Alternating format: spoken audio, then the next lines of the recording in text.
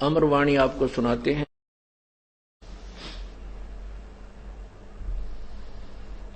तावालीन भये निर्बानी मग्न रूप साहेब सैलानी। तावा रोवत धर्म निनागर कहाँ गयो मेरे सूखे सागर। तावा रोवत है वो धर्मनी नागर धर्मदास सेठ और कहता कहाँ गए मेरे सूखे सागर। अधिक वियोग हुआ हमसे ती जैसे निर्धन की लुट जा खेती। नो बोला भगवान मैं इतना दुखी हूं, मेरे साथ तो वो बन गई है कि जैसे कोई निर्धन किसान मुश्किल से खेती परिपक्व करे और उसको कोई लूट ले जा ठा ले जा दो झटके थे। अब उस गरीब किसान को पूरा वर्ष कैसे व्यतीत होगा उसको खूब पता होता है। तेरे बालक भूखे मरेंगे, कोई मांगा दे न उधारा दे। तो कहते आज मेरे साथ ऐसा धोखा हो गया जैसे निर्धन किसान की कोई खेती न लूट ले जा। अधिक वियोग हुआ हमसे ती जैसे निर्धन की लुट जा खेती। कल्प करे और मन में रोवे दसों दिशा को वो मगजोवे। ऐसे विचार कर करके मन में फूट फूट कर रो रहा है और कभी आकाश में देखता है कि भगवान कहीं ऊपर तो नहीं है, कहीं मेरे पीछे तो नहीं छुपे हैं, कहीं सामने दूर तो नहीं चले गए हैं, कभी इधर को कभी इधर को। फिर क्या अपनी नालायकी क्या बताता है। हम जाने तुम देह स्वरूपा हमारी बुद्धि अंधगर कूपा।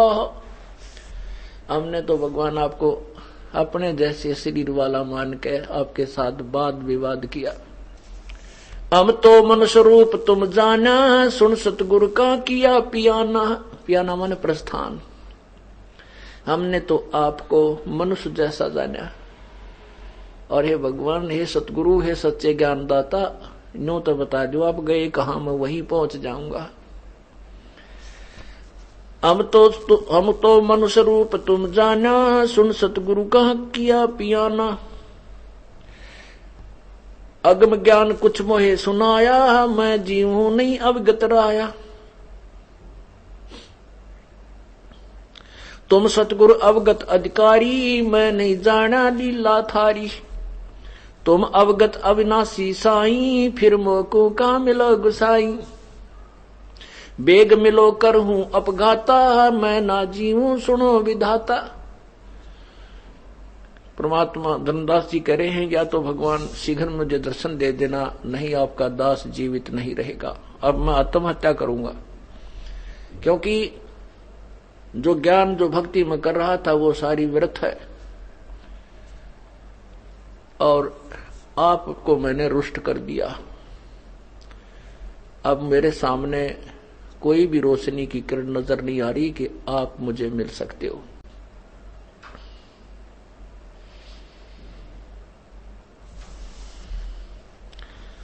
अब धर्मदास जी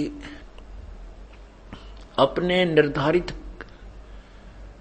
तीर्थ भ्रमण के कार्यक्रम के अनुसार 2-3 महीने 3-4 महीने के लिए भ्रमण पर निकला था और वो 15 हफ्ते 10 दिन के दिन वापस ही आ गया। आमनी देवी जो भक्त धर्मदास जी की धर्मपत्नी थी वो भी बहुत पुण्य आत्मा थी, लेकिन 100 बहनों में कोई 10% ऐसी होती हैं जो कुर्बान अधिक होती हैं मनुष्य से दान धर्म में। तो आमनी देवी अच्छी आत्मा थी, भगवान को चाहने वाली थी, लेकिन फिर भी अपने स्वभाववश धर्मदास जी को दान धर्म करते समय कभी टोका टाकी कर देती थी। धर्मदास जी इतने कुर्बान थे, कितने साधु संत आ जाते सबको भोजन कराते, फिर उनको 100 रुपये दान दे देते। उसमें 100 रुपये तो आज के 50,000 के करीब हैं। तो आमनी देवी उनको कई बार कह देती थी कि आप देख अपना जो है ना देख कर दान किया करो, हिसाब से दान किया करो। तो उससे एक आधी बार घर में कहा सुनी होकर के कई दिन मन मुटाव भी बन जाता था। अब धर्मदास जी वापस आए।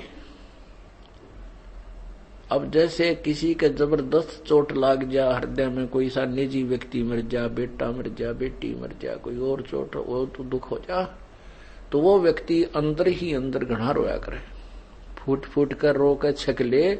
जब अंदर ही अंदर जैसे काठ गुण न खाती है ऐसे करता है।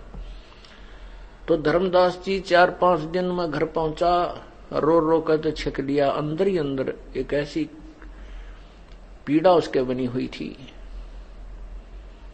बोल नहीं सका। जाके अपने महल के घर के अंदर और जमीन पर पड़कर ऐसे मुंह के बल लोट के बहुत बुरी तरह रोने लगा, फूट फूट कर रोए। आमनी देवी उसी के पास जमीन पर बैठकर पूछने लगी, क्या हो गया स्वामी आपको, क्या बात होगी, क्यों रो रहे हो, क्या दुर्घटना हो गई। वो नहीं बोल पा रहा, रो ही रहा बुरी तरह। पुण्यात्माओं, जिस वस्तु के लिए हम घूम रहे हैं और उसकी हमें चाह है और वो हाथ से छूट जाए और उसी के लिए हम डरे ढोरे थे और उसी के साथ वाद विवाद करके ठोकर मार दी और समुद्र में लाल फेंक दिया, उसने क्यों कर ढूंढाई, क्यों कर कैसे पावे। संसार रूपी सागर में भगवान फेर छुप गए और जिसके लिए सब कुछ कर रहे थे वो सामने बैठा और फिर अज्ञानता के कारण उसको ना पहचान कर ठोकर मार दी। अब वो मिलेगा कैसे। इस सभी विचारों को करके अपने जीवन को व्यर्थ जानकर वो बहुत बुरी तरह रो रहा है। आमनी देवी ने कहा कि हे भक्तजन, हे भक्त जी, क्या बात होगी, क्यों रो रहे हो, मुझे बता तो दो ताकि मैं भी आपके दुख में दुखी हो सकूं। आमनी के भी आंखों में आंसू आ गए। आमनी जी ने सोचा कि मैं इसका किसी ने पैसा धन निकाल लिया, किसी लुटेरे चोर ने, क्योंकि भगत जी ने तो 5-6 महीने में वापस आना था, ये आ गया हफ्ते 10 दिन में। धन के अभाव से, क्योंकि इसका धन चोरी हो गया है, उसके अभाव से ये वापस अपने कार्यक्रम को सत्कित करके आ गया है। वो स्वयं सोच रही है अपनी सोच से कि ये इसलिए रो रहा है कि मैं कंजूस हूं और इसको अब ये धन मांग, ये सोच रहा है कि मैं अब धन मांगूंगा या फिर कड़ा करेगी। और ये धार्मिक आदमी गणा है, बहुत ज्यादा धार्मिक व्यक्ति है, इसने यही दुख हो रहा है लगता। तो कहती है कि हे भगत जी, मेरे से पहले जो गलती हुई वो माफ करना। आपके घर में कोई धन की कमी नहीं, आप कितना ही धन ले जाओ, कोई बात नहीं। किसी ने कम्मे ने तेरा धन चोरी कर भी लिया है, और चोर तो चोरी ही करा करते हैं, आपके भगवान ने बहुत दे रखा है, आप फिर ले जाओ। वो सोच रही है कि मुझे दोष लगेगा, भक्त इस बुरी तरह रो रहा है और मेरे इस कंजूस स्वभाव से आज मैं जो है पाप की भागनी बनूंगी। अब धर्मदास नहीं बोल पा रहा है, फिर बुरी तरह रो रहा है। आमनी देवी कहती है कि भगत जी, मैं अपने इकलौते पुत्र नारायण दास की कसम खाकर कहती हूं, मैं तुझे कभी नहीं मना करूंगी, आप इस तरह मत रो। अब धर्मदास फिर भी रो ही रहा है, क्योंकि जो अंतःकरण में जो उसको दुख ठेस पहुंच रही है उसको आवाज नहीं निकलने दे रही। आमनी ने फिर दूसरी बार फिर कहा कि भगत जी, मैं आप सत्कर मानो, आप कितना ही पैसा ले जाना, मैं बिल्कुल मना नहीं करूंगी, और कोई बात नहीं, किसी दुष्ट ने तेरा पैसा चुरा भी लिया तो। वो दूसरी बार फिर नारायण दास की कसम खाने के लिए मुंह खोला तो धर्मदास ने उसका मुंह दबा लिया, कहा कि नहीं, आप गलत समझ रही हो। रोते रोते कह रहा है कि मेरा वो धन चला गया, इस धन को मैं नहीं रोता। यदि मेरा ये धन संसारिक धन नष्ट हो जाता, चुरा कोई लेता तो तेरे से हाथ पैर जोड़ कर मैं फिर मांग लेता, लेकिन आज जो धन मेरा गया है वो मुझे नहीं मिलेगा और मैं जी नहीं सकता। तब आमनी देवी ने पूछा, ऐसा कौन सा धन आपका चोरी हो गया? तब धर्मदास जी ने सबकते हुए और रुंधे हुए कंठ से उस परम पिता की वो सभी वार्ता सुनाई जो उनके साथ हुई थी। आमनी देवी भी बहुत ही प्रभु को चाहने वाली थी, पुण्य आत्मा थी। वो बहुत अच्छे दिमाग से काम लिया उसने और कहा कि हे भक्तजन, आप तो बाणिये थे, आप तो वैश्य थे और बाणिया होकर आपने ऐसा सौदा चूक गए। जिन ब्रह्मा विष्णु जी की, विष्णु शिव जी की इनकी पूजा हम करते थे, ये भी तो किसी से ज्ञान सुना था, और जो आज इनकी स्थिति अपने सदग्रंथों में उस संत ने, भगवान ने बता दी। आप भी कह रहे हो कि गीता जी में जो उन्होंने बताया वही लिखा है, मुझे ज्ञान नहीं था, ना रूपदास जी को, मेरे गुरुदेव को ज्ञान है। किसी संत को भी गीता के बारे में ज्ञान नहीं है जो संत ने बताया था। तो फिर आपने चरण क्यों ना पकड़े, छोड़ क्यों दिए? आप लेपट क्यों ना गए उस महापुरुष के चरणों के, उस भगवान के चरणों से? तो कहता है कि अपने जीवन में पहली बार मैंने जो धोखा खाया है आमनी, उसी को रो रहा हूं, अपने दुर्भाग्य को, अपनी मंद बुद्धि को।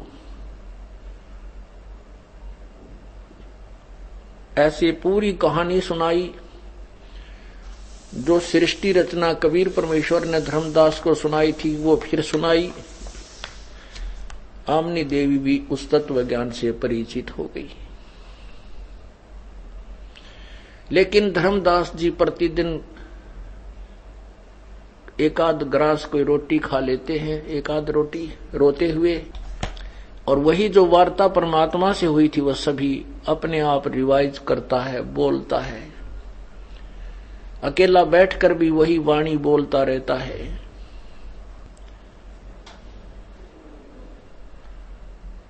और घर से बाहर अपने द्वार पर बैठ जाता है, कोई दूर तक दृष्टि गाड़े रहता, जैसे पागल देखता है, जैसे भीलड़ी देखा करती श्री राम के आने की इंतजार किया करती थी, ऐसे ही वो इंतजार कर रहा कि हो सकता है मेरे दुख न देख कर भगवान फिर कभी आ जाए।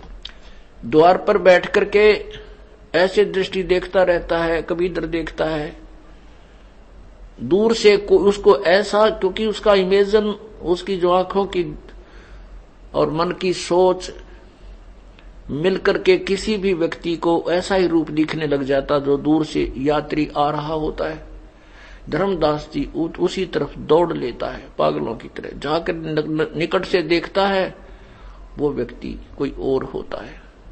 फिर रोता हुआ वापस आकर के अपने घर में बढ़कर फिर फूट फूट कर रोता। ऐसे 6 महीने बीत गए और धर्मदास का शरीर सूख का कांटा बन गया, केवल अस्थि पिंजर शेष था।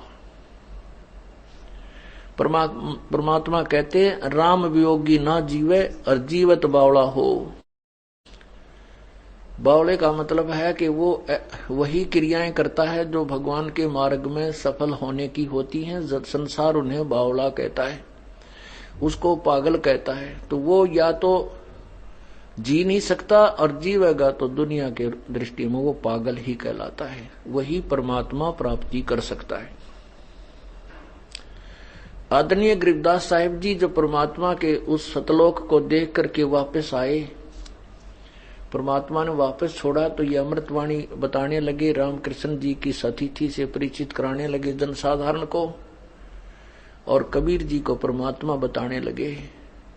तो उस परमेश्वर प्राप्त पुण्यात्मा को वहां के अज्ञान लोगों ने, अनजान लोगों ने बावड़िया कहना शुरू कर दिया, ये तो पागल है, ब्रह्मा विष्णु महेश से ऊपर कबीर को बताता है धानक को। वो तेरा गजब भैया। कहते हैं गरीबदास जी को भी बावड़ा बताया के कर ले इस दुनिया शैणी का। ये तो इतने सियाणे बन रहे, इस गलत ज्ञान को मैं अपने आप को इंटेलिजेंट बनाए बैठे हैं। और इन शाणा का के कर ले, इन चतुरों का कि वो भगवान प्राप्त प्राणी को भी मूर्ख बताने लागे। जब 6 महीने तक वो कति बुरी तरह रो रो के और 100 बार कान पकड़ता है भगवान, आगे मैं कभी विवाद नहीं करूंगा, प्रेम पूर्वक आपसे अपने प्रश्नों का शंका का समाधान चाहूंगा, मैं कभी आपसे कोई ऐसी शब्द नहीं कहूंगा प्रभु जिसे आप मेरे से रुष्ट हो जाएं। हम तो अज्ञानी हैं, आप तो जानी जान हैं, परवरदिगार हो, दीन दयाल हो, एक बार दर्शन दे दो मेरे दाता, फिर नहीं आपके साथ विवाद करूंगा। आप नहीं मिलोगे तो ये जीव आपका दास जी नहीं सकेगा। आपके ज्ञान से स्पष्ट हो गया कि ये जीवन है क्या। आज मैं अरबपति हूं चाहे खरबपति हूं, कल मृत्यु हो जाएगी, ज्ञान मेरा ठीक नहीं, भक्ति मेरी सही नहीं, मैं तो गधा बनूंगा। हे परमात्मा, इस अनमोल जीवन की वैल्यू का मुझे अभी ज्ञान हुआ। जब इस तरह वो तड़फ कर बिल्कुल उसके अंदर की सारी वो फड़क निकल गई, वह करड़ापन निकल गया, तब परमात्मा ने आमनी देवी में चेतना प्रदान की। आमनी देवी ने एक दिन पूछा कि हे भगत जी, आपकी ये दशा होगी है, आप कुछ दिन के ही मेहमान हैं, आप अधिक जीवित नहीं रह सकते, मुझे एक बात बताओ कि परमात्मा ने, उस संत ने जो भी तेरे से वार्ता की थी, उसमें कोई संकेत किया हो, कुछ बात कही हो कि वो कैसे मिल सकते हैं आपको, आप वही विधि अपनाइए। तब उसको याद आया कि परमात्मा ने वार्ता के दौरान कही थी कि जहां भी कोई धर्म भंडारे होते हैं, विधिवत साधना होती है, तो वहां मैं अवश्य जाता हूं। वो परमात्मा ने इसीलिए कही थी कि इसका या मरोड़ी लग गएगी जब ये फिर बकवाद करेगा तो, और फिर वो याद दिलानी थी। परमात्मा ने सोच सचिदर मैं करूं अपने जन के काज, तो धर्मदास जी को भी वह बात याद आ गई कि एक दिन उन्होंने ये कहा था कि जहां कोई धार्मिक भंडारे यानी धर्म यज्ञ होती है तो मैं अवश्य वहां पर पहुंचता रहता हूं, क्योंकि उन धर्म यज्ञों में धार्मिक लोग ही जाते हैं, वहां मैं जाकर के अपना ज्ञान प्रचार करता हूं, भगवान कहते हैं, और धार्मिक लोग ही मेरे ज्ञान को समझ सकते हैं। अब किसी पहाड़ी दौरे बैठ कर समझाने लगूं तो वो सुने नहीं सुने फिर लड़ पड़े, क्योंकि वो जिस इष्ट मानता है वो आगे मान नहीं सकता। तो जो परमात्मा को चाहने वाली आत्माएं हैं उन्हीं से मैं डिस्कस करता रहता हूं, उनमें से एकादी स्वीकार भी कर लेती है। परमात्मा कहते हैं मेले ठेले जाइए, मेले बढ़ा मिलाप, और पत्थर पानी पूजते कोई साधु संत मिल जात। कि जो परमात्मा पाने का प्रयत्न तुम कर रहे हो, कहीं संत समागम होते हैं वहां जाते रहिए, हो सकता है उन पत्थर पानी पूजता कोई संत वहां, क्योंकि भगवान उन्हीं स्थानों पर कोई रूप धारण करके जाता है, या वहां पर कोई अपने ऐसे हंस को भेज देता है, किसी कामवश आसपास रास्ते में मिल जाता है, या वहीं उसका घर आसपास होता है, वो उनको सद्मार्ग बता देता है और कहता है कि वहां जाइए, आपने कल्याण करवाना है। तो इस प्रकार वही आत्माएं परमात्मा के लिए जो है ना तड़पती हैं, और वही सत्य ज्ञान को भी स्वीकार कर सकती हैं, जो प्रभु की चाह में घूम रही है, चाहे कोई भी क्रिया कर रहे हैं, वो चाहे शास्त्र विरुद्ध भी कर रहे हैं। तब आमनी देवी ने कहा कि आप भंडारा ही कर लो। धर्मदास बोला 3 दिन का करूंगा, अक तो चाहे 1 हफ्ते का कर ले, इस धन का के करूंगी, जब आप मर गए तो के काम आओगा हमारे ये धन। धर्मदास जी ने 3 दिन के भंडारा करने की, धर्म यज्ञ करने की चिट्ठियां लिखवा दी, बहुत दूर दूर तक भिजवा दी। हजारों की संख्या में साधु संत भक्त भोजन पाने के लिए आए। अब पहला दिन पूरा बीत गया, परमात्मा नहीं आए। धर्मदास जी प्रत्येक संत महात्मा की तरफ, भगत की तरफ न्यू देख रहा है, पहचान रहा है। दूसरे दिन भी नहीं आए। तीसरे दिन दोपहर तक 12 बजे तक नहीं आए। अब धर्मदास जी ने निर्णय कर लिया, मन में अपने संकल्प कर लिया कि हे परमात्मा, यदि आज आप नहीं आए, तेरा दास संसार में नहीं रहेगा, मैं आत्महत्या करूंगा। अब इस तरह का जीवन मुझसे जिया नहीं जा सकता। पहले वाली साधना एक आने की नहीं, एक नए पैसे की नहीं, और आपके पाने की विधि मुझे प्राप्त नहीं। फिर मैं जी करके करूंगा, मैं जीवित रह करके क्या करूंगा। कति पक्की सोच ली कि एक बार ये संत साधु भगत यहां से चले जाएं और फांसी खाकर मरूंगा, फांसी पर लटकूंगा।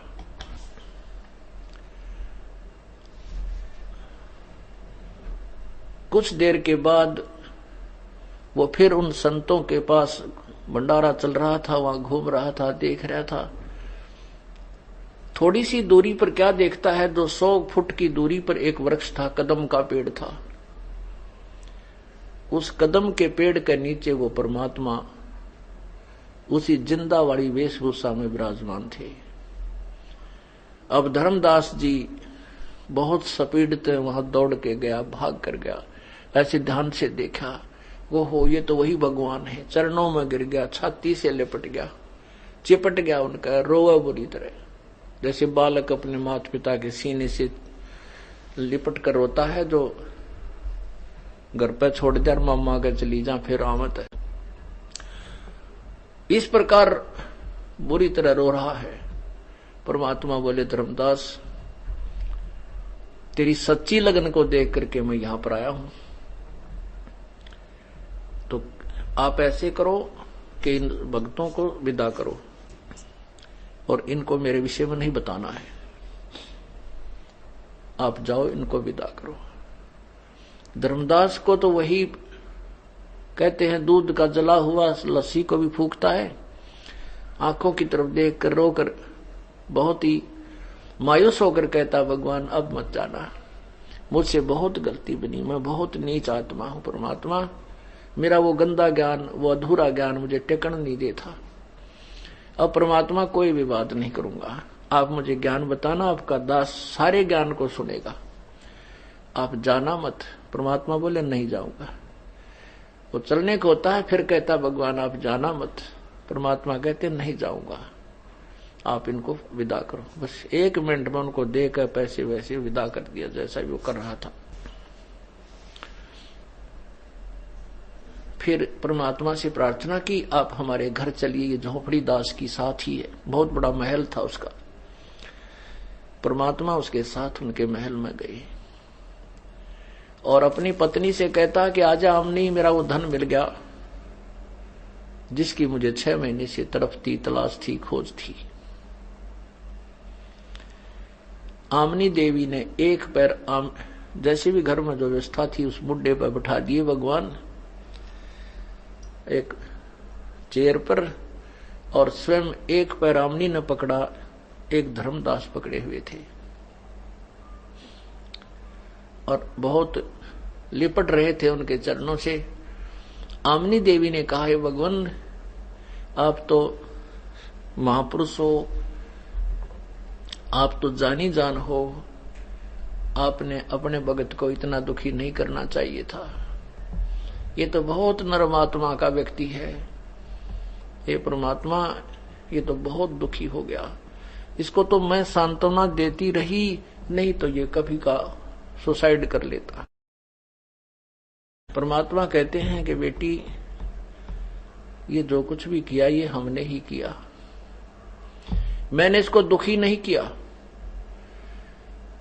इसके अंदर जो गंदा ज्ञान भरा था, इसको प्यास वो नहीं लगने देता, वो भूख नहीं लगने देता जो इसके अंदर अधूरा ज्ञान था। अब इसको उपवास करा दिया 6 महीने का। ये मेरी बात को नहीं मान रहा था, अब ये लोहा गर्म किया है मैंने, जैसे ठंडे लोहे पर कितने हथौड़े मार ले, कितने घड़ मार ले, वो टेढ़ा मेढ़ा हो जाता है, वो वस्तु नहीं बनती जो कारीगर बनाना चाहता है। बेटी यो ठंडा लोहा हो रहा था, यो अपने ज्ञान को फाइनल मानकर सेट हो रहा था। इसको अब ताव दिया है मैंने, अब यो इतना नरम हो गया, इतना गर्म हो लिया कि जो भी हथौड़ी मारूंगा, ये जो बनाना चाहूंगा यो बन जाएगा। इसकी कीमत बनाने के लिए मुझे 6 महीने इसको ये ताव दिया है। तब दोनों ने उस तत्व ज्ञान को पूर्ण रूप से सुना। 1 हफ्ते तक भगवान अपने घर पर रखे, खूब प्यार दिया, सारी कथा रह रहकर सुनी। एक दिन धर्मदास जी के मन में बहुत तड़प हुई परमात्मा, वैसे तो आप जो कह रहे हो परमात्मा सारी सत्य है, परंतु ये मन पापी जो है उस पुराने रंग में रंगा हुआ है और आज तक इस ज्ञान को किसी ने नहीं सुनाया। ये परमात्मा हमने तो ना तो रामकृष्ण का स्वर्ग देख रखा, विष्णु का लोक भी नहीं देख रखा, हमने सुने सुनाए ज्ञान से ही वहां जाने का टारगेट बना रखा है। आप जो कह रहे हो मैं इसको सत्य मानता हूं और आपके द्वारा ज्ञान से मैं संतुष्ट हूं और भक्ति विधि से भी संतुष्ट हूं, परंतु मेरा मन पापी कहीं मुझे डगमग ना कर दे, क्योंकि इसके आपके अतिरिक्त इसका कोई दूसरा गवाह नहीं है। आप मुझे आपका वो स्थान दिखा दो।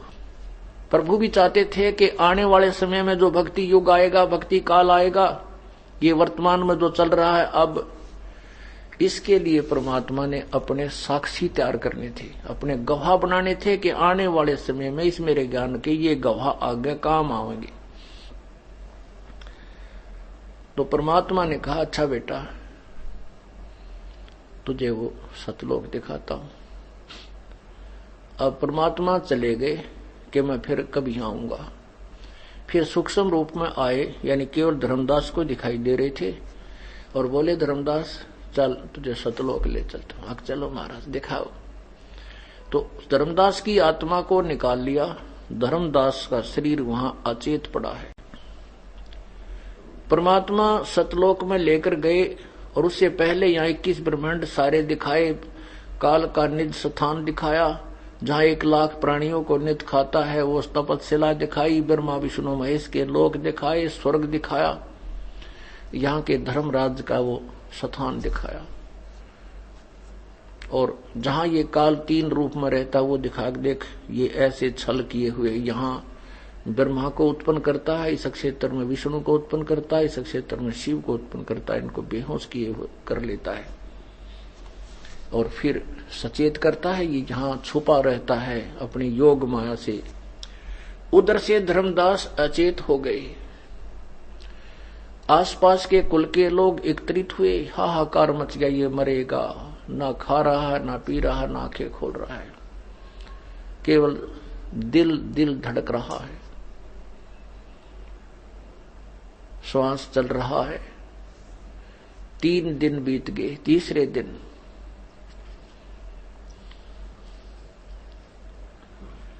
परमात्मा ने उस आत्मा को वापस छोड़ दिया। धर्मदास सचेत हुआ। आसपास क्या देखता, रिश्तेदार आए बैठे हैं, पत्नी रो रही है, कुल के लोग वहां बैठकर चर्चा कर रहे हैं, ये क्या हुआ, क्या हो गया, ये तो मरेगा, कोई औषधि जा नहीं रही, क्योंकि खिलाएं कहा, वो तो बिल्कुल बेहोश है। मालिश मुलिश करके उसके सारा ट्रीटमेंट करके थक लिए। अब यदि धर्मदास जी को परमात्मा ये सब लीला स्वप्न में दिखा देते तो वो स्वप्न समझता इसको, और जब उसने देखा कि सचमुच मैं तो 3 दिन यहां नहीं था और ये सब रिश्तेदार और कुल के लोग आसपास गांव नगर के ये सब चिंतित हैं और बता रहे हैं, तो बेहोश पड़ा था। फिर उसको पक्का यकीन हो गया कि सचमुच मैं सतलोक जाकर आया हूं। और परमात्मा ने बताया था कि मैं काशी में, बनारस में एक जुलाहे की भूमिका कर रहा हूं। रामानंद जी मेरे गुरुदेव हैं, क्योंकि रामानंद जी उस समय वहां सुप्रसिद्ध संत थे, सभी जान जाते थे कि उनका नाम लेते ही सभी जान जाते थे। तो धर्मदास जी ने निश्चय कर लिया कि उस परमात्मा को मिल के आऊंगा। फिर वो वहां से पैदल चल पड़ा, बनारस में आकर के उस परमात्मा को देखा। सचमुच ये तो वही भगवान है जो सचखंड में, सतलोक में देखा था। चरणों में गिर गए, बुरी तरह रो रहा है और उनको बता रहा है वहां के कॉलोनी वालों को, जुलाहों को, कि ये भगवान है, ये अल्लाह है, ये खुदा, ये गॉड है। ये कबीर धान केवल जुलाहा नहीं, ये मालिक है। लेकिन कौन सुने? सबको कबीर परमात्मा कहते हैं, कबीर ये माया अटपटी, कबीर ये माया अटपटी, सब गट आन अड़ी, किस किस को समझाऊं या कुएं भांग पड़ी। कैसी त्रिगुणमयी माया ऐसी दुस्तर है, ऐसी खतरनाक है। इस काल ने इस अपने ब्रह्मांड रूपी कुएं में या भांग गिर रखी है, और इस पानी के, इस कुएं के जल को सबने पी रखा। सब एक जैसी भाषा, एक जैसा ही बोल व्यवहार कर रही है। तो परमात्मा बोला, भाई इन तो छोड़, तू समझ मेरी कहानी को। ये नहीं मानेंगे, इनको तो फिर मनावाएंगे आने दे समय। तब धर्मदास जी ने शेष ज्ञान परमात्मा से प्राप्त किया और उस पूर्ण ज्ञान को, सर्व ज्ञान को अपने कर कमलों से लिपिबद्ध किया। बांधवगढ़ में यज्ञ आरंभा, 63 दर्शन अधिक अचंबा, यज्ञ माही जगदीश न आए, धर्मदास ढूंढत कल पाए। अंत भेक टुकड़े के आहारी, बैठे नहीं जंद व्यापारी। तावा धर्मदास जब कल्प जब कीनी, पलक बीच बैठे परवीनी। तावा धर्मदास कल्प जब कीनम, पलक बीच बैठे परवीनम। ओहे बंदे वही जिंदे का बदन शरीरम, बैठे कदम वृक्ष के तीरम। चरण लिए चिंता मणि पाई, अधिक हेत से कंठ लगाई। अजब कुलाहल बोलत बानी, तुम धर्मदास करूं परवानी। तुम आए बांधवगढ़ अस्थाना, तुम कारण हम कीन पियाना। अलल पंख जो मार्ग मोरा, तामद सुरत नृत का डोरा। ऐसा अगम ज्ञान गौरा हूं, धर्मदास पद पद ही समाऊं। गुप्त कल्प तुम राखो मोरी, देऊ मकर तार की डोरी। पद परवान करूं धर्मदासा, गुप्त ज्ञान हृदय प्रकाशा। हम काशी में रहे हमेशम, मोमन के घर ताना परवेशम। परमात्मा ने कहा कि मैं काशी में रहता हूं और वहां मोमिन के घर, मोमिन मुसलमान को कहते हैं, वहां उस मोमिन के घर यानी नीरू नीमा के घर में जुलाहे का काम करता हूं। ताना परवेशम, ताना बुनता हूं। भक्ति भाव लोकन को देही, जो कोई हमरी सीख बुदले ही। मैं उन भक्तों को भक्ति भाव समझाता हूं, जो मेरी शिक्षा ले लेता है उसको पार करता हूं। अमर अजर करूं अनभय प्रकाशा, खोल कपाट दिए धर्मदासा। पद विहंगम निज मूल लखाया, सर्वलोक एक दर्शाया।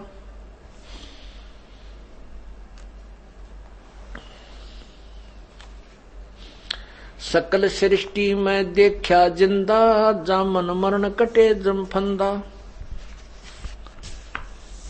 अब क्या होता है, सब ज्ञान से परिचित होकर के, सृष्टि रचना से भी परिचित होकर के धर्मदास जी ने एक दिन प्रश्न किया, हे परमात्मा, हम तो इतने नीच हैं, हम इतने तुच्छ हैं, इतनी भयंकर गलती करके आए हैं परमेश्वर, आपको त्याग कर इस काल के साथ हम हट करके आए थे और हमने अपने पैर पे आपका हाड़ा मार रखा भगवान, अब पूर्ण समझ में आ गया। हे प्रभु, आपने फिर भी कैसे हम दुष्टों पर, तुच्छ जीवों पर कैसे दया करी। हे परमात्मा, आप बहुत दयालु हो। हे प्रभु, कृपा आपके यहां आगमन की कुछ सती थी, मुझे बताइए। तो परमात्मा कबीर जी, क्योंकि हमने भगवान की जो परिभाषा है वो कति उलट सुन रखी है और 1, 2, 3 वर्ष तो हम बेशक सुनते रहे, इस ज्ञान को ग्रहण नहीं कर पाते। पुण्यात्माओं, आपको उपदेश मिल चुका है, आप इस पथ के पंथी हो चुके हो,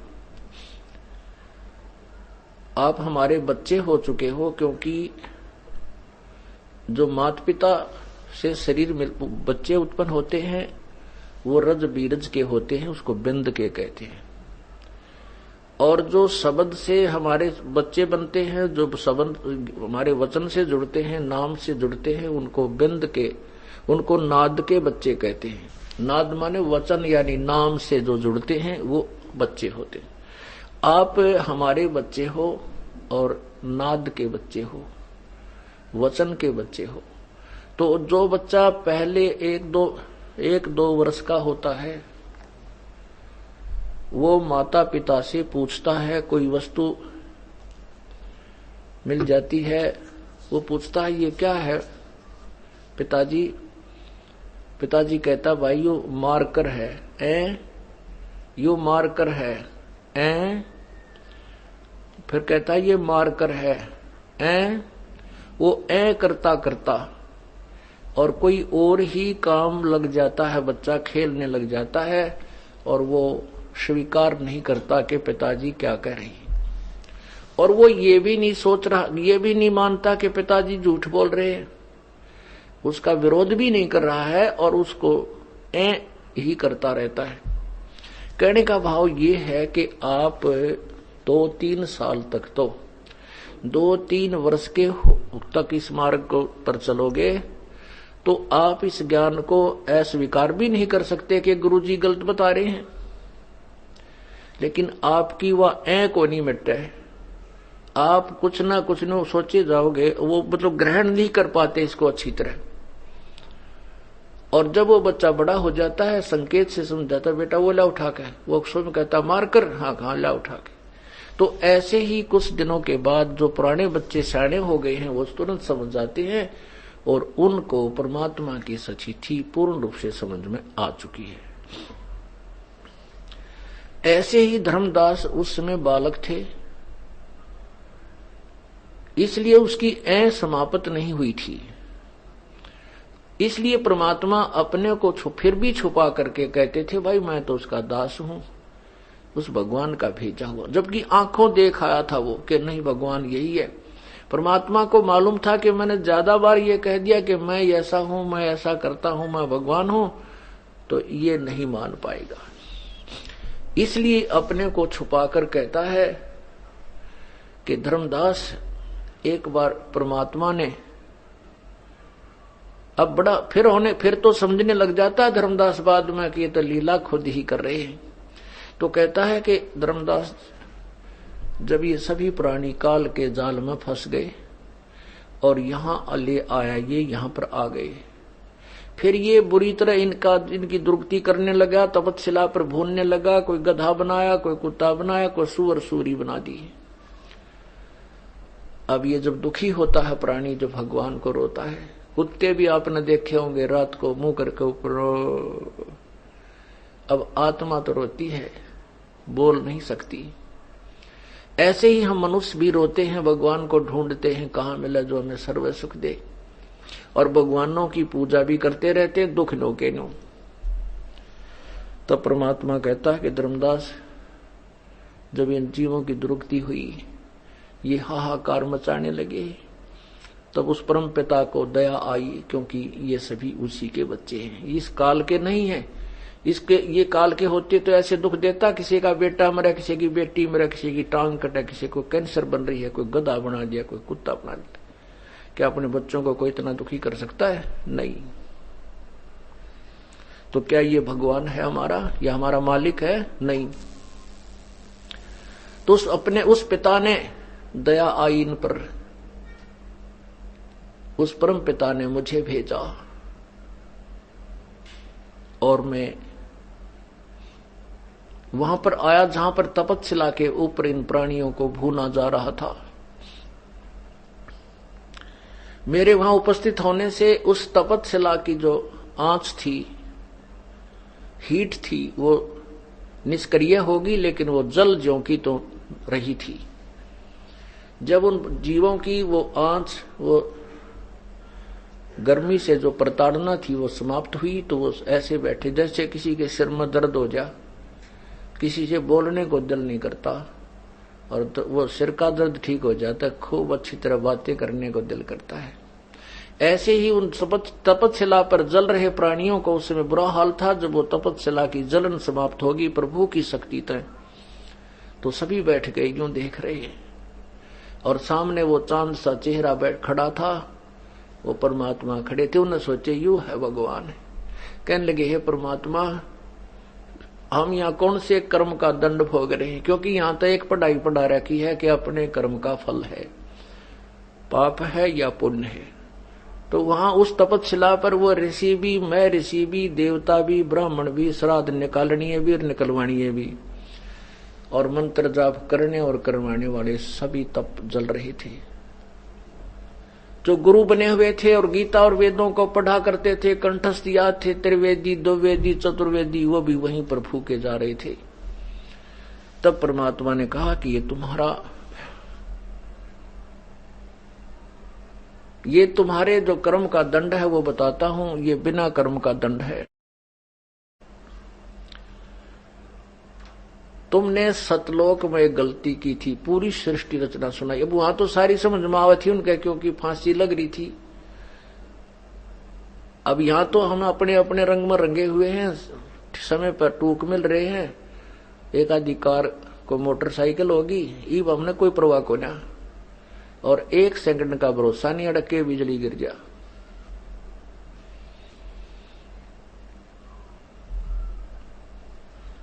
तो वहां जब हम दुखी हो जाते हैं, तब तो हमसे कुछ भी कह और करवा ले, हम सारी मान लेते हैं। यदि हम इसको बिल्कुल निर्णायक, एक न्यूट्रल माइंड से सोच कर और इस ज्ञान को स्वीकार कर ले, सारे झंझट मिट जाए। तो वहां पर वो सभी पूरी सृष्टि रचना सुनाई, और परमात्मा ने कहा कि ये द्विवेदी, त्रिवेदी, चतुर्वेदी, यानी तीनों वेदों को जो कंठस्थ याद करते थे उनको त्रिवेदी कहते थे।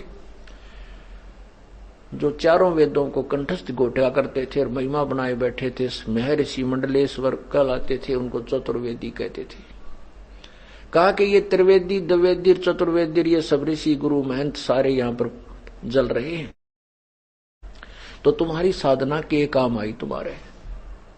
तो वहां तो सारी समझ में आवत ही न, बोले हाँ जी ठीक कह रहे हो भगवान। ये परमात्मा, वो गुरु लोग और वो जो देव गीता और वेदों के पुजारी पढ़ने वाले कहते हैं, हमें तो किसी ने ये ज्ञान बताया नहीं, हमें तो यहीं तक सीमित किया हुआ था। फिर वो सारे ज्ञान से परिचित होकर के कहते हैं, ये भगवान हमें छुटवा लो इस काल के जालते हैं। परमात्मा ने कहा कि नहीं, मेरे इस काल के जाल से मैं तब छुड़वा सकता हूं जब तुम मृतलोक में मनुष्य जीवन पाओ और मेरे इस तत्व ज्ञान से परिचित होकर के इस सत्य नाम का जाप करो, सार नाम प्राप्त